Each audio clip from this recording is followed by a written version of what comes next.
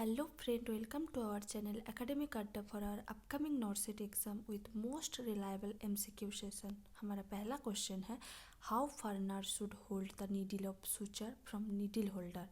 First option है 1/3 from the swaged end, option B 1/3 away from the top और point, option C 2/3 away from the swaged end, option D in the mid of the needle shaft. तो इसका जो right answer होगा वो होगा option E 1/3 away from the swaged end. Next question, what are the functionally synovial joint classified as? Option A synarthrosis, option B amphiarthrosis, option C diarthrosis, option D syndemosis. तो इसका जो right answer होगा वो होगा सी डायआर्थ्रोसिस. अब साइनोवियल जॉइंट क्या है? ये एक फ्रीली मूवेबल जॉइंट है, इसलिए ऑप्शन सी डायआर्थ्रोसिस में क्या है, फ्रीली इमोबाइल होता है मेनली ये जॉइंट. ऑप्शन ए जो सिनआर्थ्रोसिस है ये इमूवेबल है joint, immovable joint like example fibrous joint. और ऑप्शन बी में जो है एम्फीआर्थ्रोसिस ये स्लाइटली मूवेबल जॉइंट है, जैसे इसका कार्टिलेजियस जॉइंट है, फाइब्रोकार्टिलेजियस जॉइंट है इसका एग्जांपल. तो इसीलिए option C is right answer. Next question, what would be seen in a patient whose diet is deficient in calcium? Option A increased phosphate, option B increased calcium, option C increased parathormone, option D activation of 24-25 dihydrocholecalciferol. तो इसमें option जो right answer होगा वो होगा increase parathormone. Means PTH increase होता है. क्यों? क्योंकि हाइपोकैल्सीमिक होता है पेशेंट का, डाइट में कैल्शियम कम है, तो जो पीटीएच रिलीज में स्टिमुलेट करता है, पीटीएच रिलीज करता है. और पेशेंट क्या होता है, हाई पीटीएच होता है, उसके वजह से हाइपोफॉस्फेटेमिया होता है पेशेंट का. और उसके लिए क्या होता है, हमारा जो हाइपोफॉस्फेटेमिया होता है और एक्सर्शन ऑफ फॉस्फेट के वजह से किडनी में क्या होता है, जो कैल्शियम का एब्जॉर्प्शन है वो कम हो जाता है. पीटीएच एक्ट करता है किडनी पे to increase absorption of calcium, तो वो कैल्शियम जैसे ही खींच लेता है पीटीएच, तो इसके वजह से इन फॉस्फेट इंक्रीज नहीं होता, हाइपोफॉस्फेटेमिया होता है, कैल्शियम डिक्रीज होता है. तो इसलिए option C is right answer. Next question, what is the priority goal for a client with asthma who is being discharged from hospital? एक पेशेंट जो एस्थमा पेशेंट है वो डिस्चार्ज के टाइम हमको प्रायोरिटी गोल क्या है? Option A is able to obtain pulse oximeter reading, option B demonstrate use of meter dose inhaler, option C knows the health care providers office hour, option D can identify the food that may cause wheezing. तो इसका जो right answer होगा option B demonstrate use of meter dose inhaler.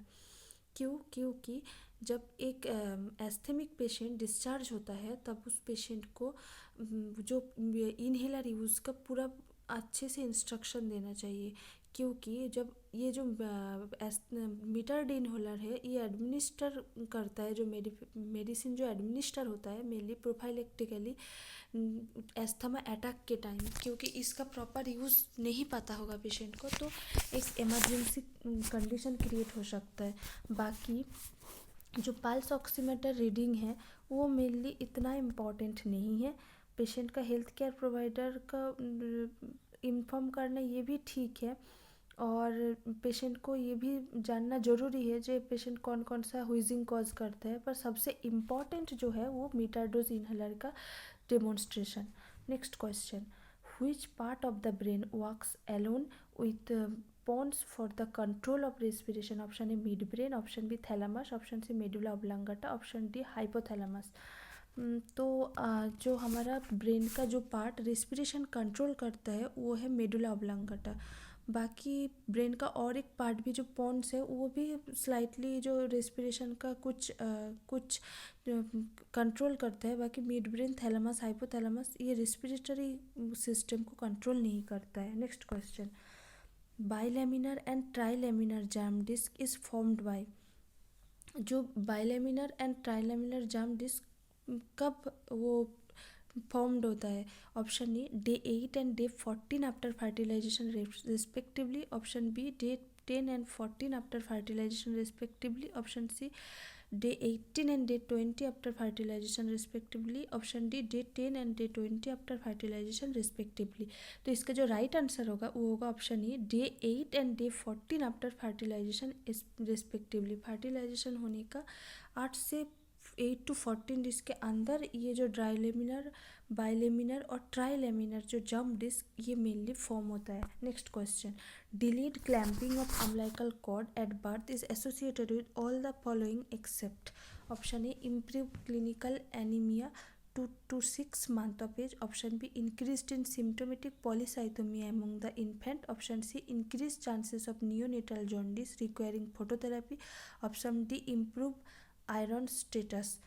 तो इसका right answer जो होगा वो option C B increased in symptomatic polycythemia among the infant. Option B right answer होगा. बाकी ए, सी और डी जो है वो मेनली डिले, कॉर्ड क्लैंप में डिले होने से ये हो सकता है, पर कभी पॉलीसाइथोमिया बेबी को नहीं होता. Next question.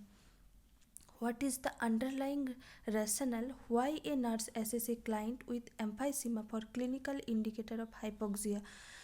क्या एक पेशेंट को एम्फाइसीमा होकर रखा है तो क्लिनिकल इंडिकेटर कौन सा होगा हाइपोक्सिया के लिए? Option A pleural effusion, option B infectious obstruction, option C loss of aerating surface, option D respiratory muscle paralysis. तो इसका जो राइट आंसर होगा वो होगा option C loss of aerating surface. क्योंकि एक पेशेंट, ये जो प्लूरल इफ्यूजन है ये क्या होता है, प्लूरल इंटरकोस्टल प्लूरल स्पेस में फ्लूइड के वजह से ये होता है प्लूरल इफ्यूजन, फ्लूइड एक्यूमुलेट होता है. सेकेंड ऑप्शन इन्फेक्शियस ऑब्स्ट्रक्शन कब होता है, जब उसमें पेशेंट का प्लूरल मेनली इंटरप्लूरल स्पेस में मेनली इन्फेक्शियस, मेनली कोई भी बैक्टीरियल इन्फेक्शन हो, वायरल इन्फेक्शन के वजह से ये ऑब्स्ट्रक्शन होता है. ऑप्शन डी में रेस्पिरेटरी मसल पैरालिसिस तब होता है और कोई कंडीशन हो पेशेंट का, तब रेस्पिरेटरी मसल पैरालिसिस हो सकता है.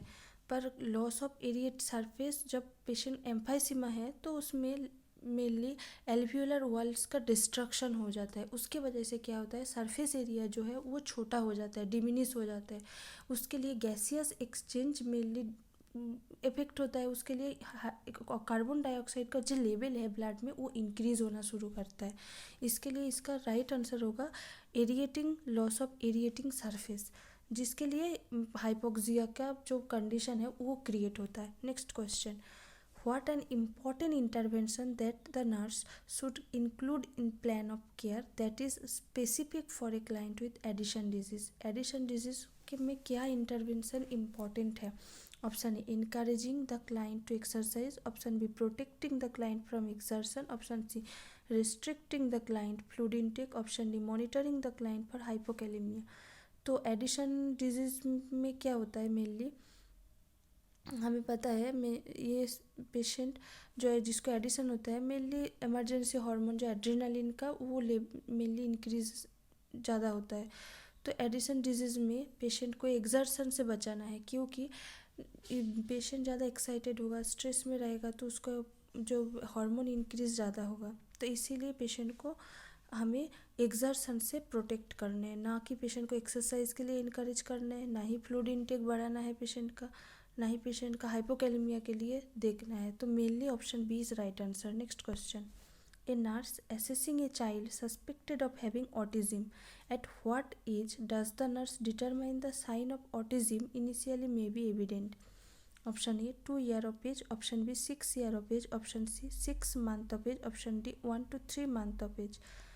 तो एक पेशेंट जिसको और एक चाइल्ड को मेनली ऑटिज्म होके रखा है तो उसके लिए बेस्ट टाइम है 2 year of age, क्योंकि जो 2 year of age होता है जब बच्चे को, तो बच्चे का अंदर इंटरेस्ट आता है कम्युनिकेट करने के लिए, मेनली वर्बली कम्युनिकेट करने के लिए और कुछ सीखने के लिए, जो हम पेरेंटली एनवायरनमेंट से और हमारे जो पेरेंट्स से हम सीखते हैं मेनली 2 years of age में. तो 2 years of age में ये सब कुछ डिक्रीज़ रहेगा तो ऑटिज़म आइडेंटिफाई हो सकता है. बाकी 6 year of age नहीं होगा, 6 month of age में बच्चे बोल ही नहीं सकता, 1 to 3 month of age भी नहीं है. तो option A is the right answer. Next question. A nurse consider PDF at autism is formed of pervasive developmental disorder. PDD, which factor unique to autism differentiate it from other form of PDD? Option E, has less severe linguistic handicap. Option B, has an early onset before 36 months of age. Option C, is only form that does not include seizure. Option D, it is only form that does not include mental retardation. तो इसमें क्या बोला है, एक patient का जिसको PDD होके रखा है, कौन सा फैक्टर है जो डिफरेंशिएट करेगा पीडीडी से मेनली? तो इसका मेनली जो राइट आंसर होगा, has an early onset before 30 month of age. 30 month of age से पहले होगा तो हम लोग इजीली आइडेंटिफाई कर सकते हैं। Next question, which of the following is a feature of medulla oblongata? Option A cardiovascular centre, option B respiratory centre, option C reflex centre. तो मेडुला ऑब्लांगाटा हमारा heart rate, respiration, reflex, body का movement, ये सब कुछ maintain करते हैं, इसलिए right answer होगा all the above. Next question, which area of cerebral cortex facilitate intellectual function? Option A pre motor area, option B sensory motor area, option C parieto occipito temporal area, option D none above. इसमें से कोई भी option नहीं होगा। इसका जो right answer होगा, prefrontal cortex area होता है सेरिब्रल कॉर्टेक्स के अंदर, जो इंटेलेक्चुअल फंक्शन क्रिएट करता है।